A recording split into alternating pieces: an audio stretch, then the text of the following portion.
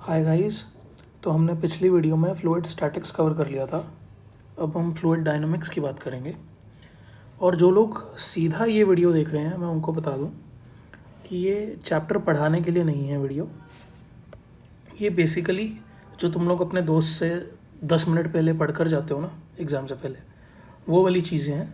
हाँ, लेकिन बिल्कुल बेसिक फंडामेंटल्स मैं एक बार क्लियर कर देता होता हूँ, क्योंकि अक्सर वीडियोज़ में वो स्किप हो चुके होते हैं। तो देखो, फ्लूइड डायनामिक्स में दो ही इक्वेशंस हैं और इन्हीं से सब कुछ होता है। एक तो बर्नौली इक्वेशन, ये तुम्हारा बेसिकली एनर्जी कंजर्वेशन है, और दूसरा इक्वेशन ऑफ फ्लो, इसे तुम लोग मास कंजर्वेशन भी कह सकते हो, और क्योंकि डेंसिटी सेम रहती है इनकम्प्रेसिबल फ्लूइड में तो वॉल्यूम कंजर्वेशन भी कह सकते हो। अच्छा, बर्नौली इक्वेशन और इक्वेशन ऑफ फ्लो, ये दोनों इक्वेशंस कोई स्पेसिफिक कंडीशंस में लगती हैं, और हमारे ज़्यादातर सवाल इन्हीं कंडीशंस को सेटिस्फाई कर रहे होते हैं। इनसे डेविएशन पर तुम्हें सवाल नेग्लिजिबल मिलेंगे। तो एक स्टेडी फ्लो होना चाहिए। स्टेडी फ्लो होने का मतलब, तुमने एक टैप से पाइप अटैच की, तो तुमने जब वो टैप खोली तो डायरेक्टली पानी नहीं जाएगा, पूरा एक स्टेडी फ्लो नहीं आएगा। पानी गया तो बीच में एक अनस्टेडी फेज़ आएगा जिसमें पानी एंटर किया, फिर खाली पाइप को उसने भरा और फिर निकलना शुरू हुआ। तो हम उस फेज़ की बात नहीं कर रहे हैं, हम बात करेंगे जब एक स्टेडी स्टेट आ चुका है, एक स्टेडी फ्लो बन चुका है कि पानी इधर से आ रहा है और उधर से प्रॉपरली जा रहा है, और तभी हम बर्नौली इक्वेशन लगा सकते हैं। ऐसे ही सेम जब हमने टैप क्लोज़ की, तो क्लोज़ करने के बाद उधर से तो अभी पानी निकल रहा है, इधर से पानी आना बंद हो गया, तो धीरे धीरे धीरे धीरे पाइप खाली होती है। हम उस फेज़ में भी बात नहीं कर सकते क्योंकि वो भी एक अनस्टेडी फेज़ होगा। तो पहली कंडीशन। दूसरी कंडीशन, नॉन विस्कस होना चाहिए फ्लो, विस्कोसिटी की अभी हम बात नहीं कर रहे। और लास्ट में, ये कंडीशन अक्सर मिस कर दी जाती है वीडियोस में, और जो ठीक भी है क्योंकि इससे डेविएशन पर तो सवाल बिल्कुल ही नहीं पूछेगा कोई आपसे, पर ये कंडीशन है और बताने के लिए एक बार आपको बता रहा हूँ। हम अज्यूम करते हैं कि फ्लूइड की जो भी काइनेटिक एनर्जी है वो उसके पार्टिकल्स के ट्रांसलेशन मोशन की वजह से ही आ रही है, कोई रोटेशनल मोशन नहीं है, क्योंकि रोटेशनल मोशन से उसमें काइनेटिक एनर्जी ऐड हो जाएगी। और रोटेशनल मोशन मतलब rotational motion of the particles. Particles सीधे तो जा रहे हैं पर पार्टिकल्स अपनी एक्सिस के अराउंड नहीं घूम रहे। ये इसलिए ज़रूरी है क्योंकि पार्टिकल्स अगर रोटेट करने लगे तो आपको पता है कि हाफ आई ओमेगा स्क्वायर, तो एनर्जी वो भी ऐड होगी, लेकिन वो एनर्जी को बर्नौली इक्वेशन में कंसिडर नहीं किया जाता, तो आंसर्स गलत हो जाएंगे, बस इसलिए। और बर्नौली इक्वेशन कहाँ पे यूज़ करते हैं इसकी बात भी कर लेते हैं। पहले बर्नौली इक्वेशन है क्या, जब आप दो पॉइंट्स के बीच में एनर्जी कंजर्व करोगे तो आपको एक रिलेशन निकल के आएगा कि half rho v square plus pressure plus potential energy एक स्ट्रीमलाइन के लिए कांस्टेंट होती है। कांस्टेंट होने, एक स्ट्रीमलाइन के लिए क्या मतलब है, मान लीजिए एक पाइप है, यहाँ पर जो पार्टिकल था उसने ऐसा कोई पाथ ट्रेस करके यहाँ से बाहर निकल गया। जो भी पार्टिकल्स इसके पीछे पीछे आ रहे हैं, क्योंकि स्टेडी स्टेट आ चुका है, अब कोई चेंजेस नहीं है किसी के मोशन में, तो इसके पीछे जो पार्टिकल्स हैं वो भी सेम मोशन कवर करके जाएंगे। तो हम इस पाथ को, एक पाथ को स्ट्रीमलाइन बोल देते हैं।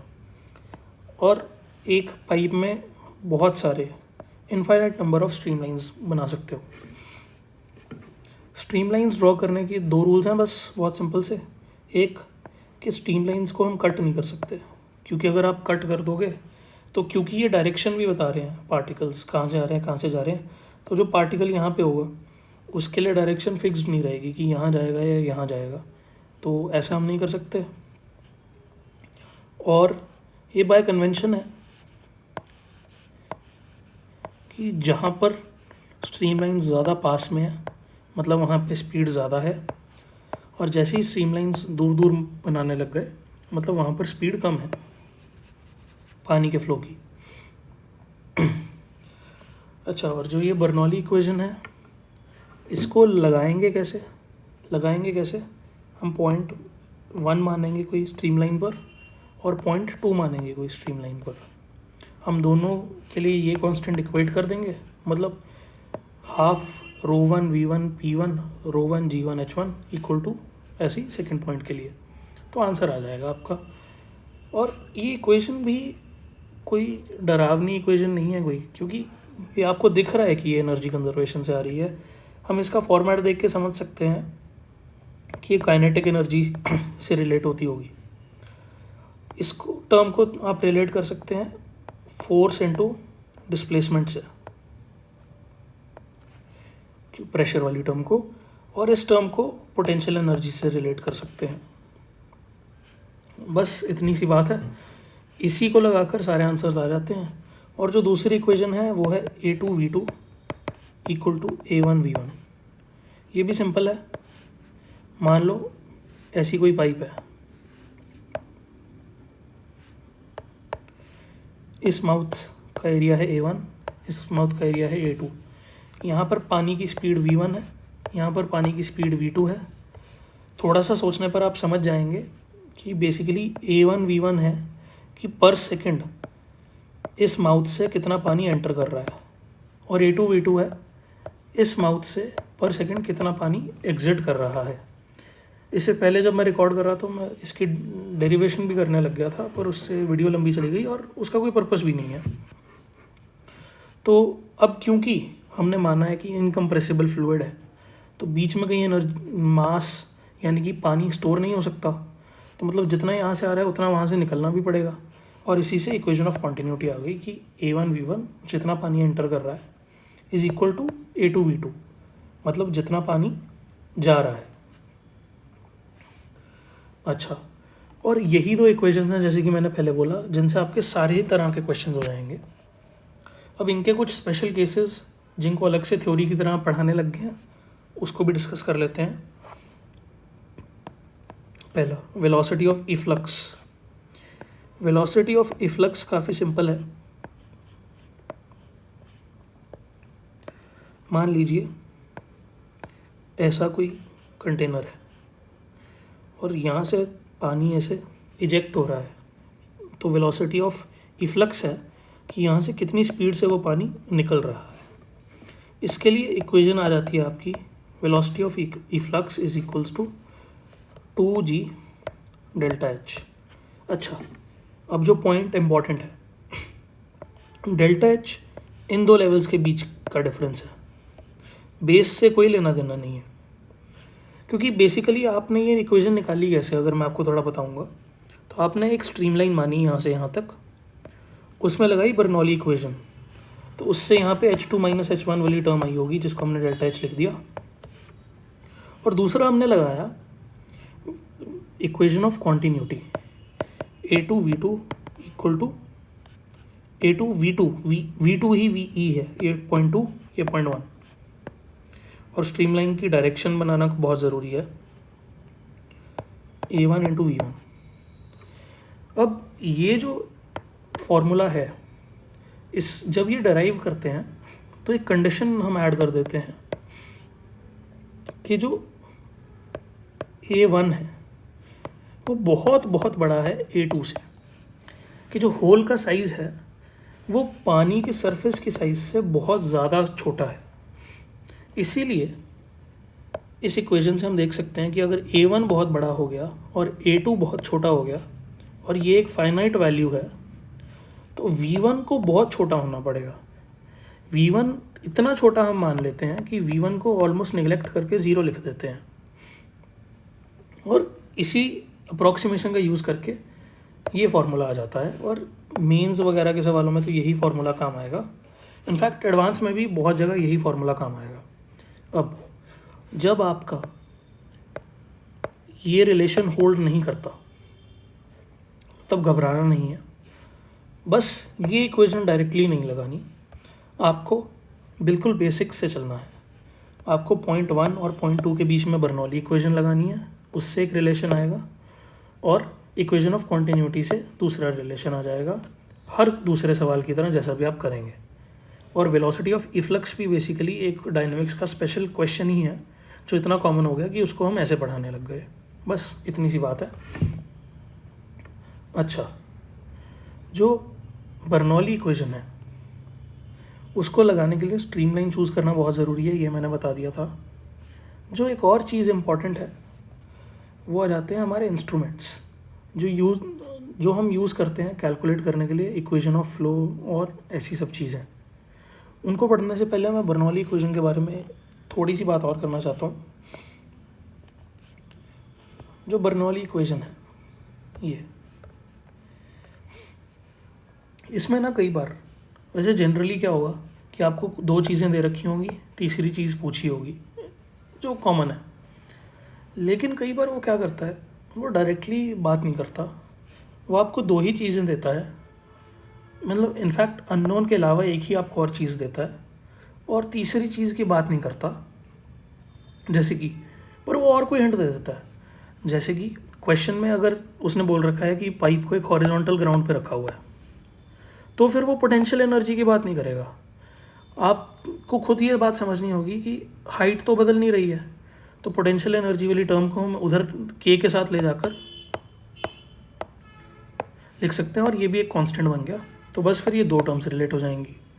ऐसे ही अगर कोई स्ट्रीमलाइन उसने ऐसी बना रखी है जो हमेशा एयर के साथ कांटेक्ट में है, तो फिर प्रेशर वाली टर्म हमेशा PATM रहेगी दोनों तरफ, तो PATM कट जाएगा, तो इसकी बात नहीं करेगा वो, फिर बस इसकी और इसकी बात करेगा। यही दो इम्पॉर्टेंट केसेस होते हैं जब वो तीनों की बात नहीं करता, नहीं तो बहुत आसान सवाल आते हैं। अब इंस्ट्रूमेंट्स की जो बात है, मैं इंस्ट्रूमेंट्स में डिटेल में डेरिवेशन नहीं करूँगा। इनफैक्ट वेलोसिटी ऑफ इफ्लक्स की भी मैंने डिटेल में डेरिवेशन नहीं की, इसलिए कि दो कारण हैं। अगर तो आप टेस्ट से बिल्कुल पहले पढ़ रहे हो तो फिर डेरिवेशन का कोई काम नहीं है। और दूसरा, अगर आप थोड़ा टाइम है आपके पास टेस्ट से पहले, तो मैं चाहता हूँ ये चीज़ें आप खुद डेराइव करके देखो, क्योंकि ये सब तो ऑलरेडी इंटरनेट पे पढ़ा है, मैं दोबारा पढ़ा कर इसका कोई फ़ायदा नहीं होगा। और अब इंस्ट्रूमेंट्स पे अगर हम आ जाएं, तो एक इंस्ट्रूमेंट होता है pitot tube. Pitot tube use होता है, ये V1 V2 जो हम ऐसे ही लिख देते हैं, इसको एक्चुअली कैलकुलेट करने में। मान लो ये नदी है, आपको मेजर करना है कि कितनी स्पीड से पानी फ्लो हो रहा है।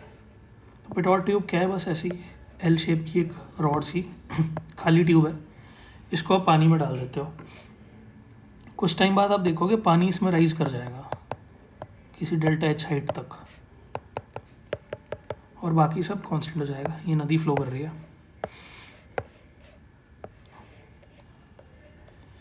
और इसकी रीडिंग से हम पानी रिवर की बेसिकली वेलोसिटी निकाल सकते हैं। ये भी ऑलमोस्ट सिमिलर सा फॉर्मूला अगर आप ध्यान से देखें, √2g डेल्टा H। फ़र्क सिर्फ इतना है, इसमें डेल्टा H सी लेवल से, ग्राउंड लेवल से कितना ऊपर पानी राइज किया वो है। अच्छा, एक इसमें इंटरेस्टिंग चीज़ जो पढ़ने वाली है वो ये है कि इसकी डेरिवेशन में अगर आप सोचें तो आपने स्ट्रीमलाइन क्या बनाई होगी। इसके एक आंसर जो अक्सर आता है वो ये होता है कि यहाँ से लेके यहाँ तक बना ली भाई। पर अगर तू ध्यान से देखे भाई, यहाँ पर वेलोसिटी है 0 बिल्कुल इस पॉइंट पे, क्योंकि यहाँ पे कुछ नहीं हो रहा तो यहाँ पे भी कुछ नहीं हो रहा, यहाँ पे भी है वेलोसिटी 0। तुझे दोनों पॉइंट्स की वेलोसिटी तो पता ही है, तो ये भी कहाँ से निकालेगा।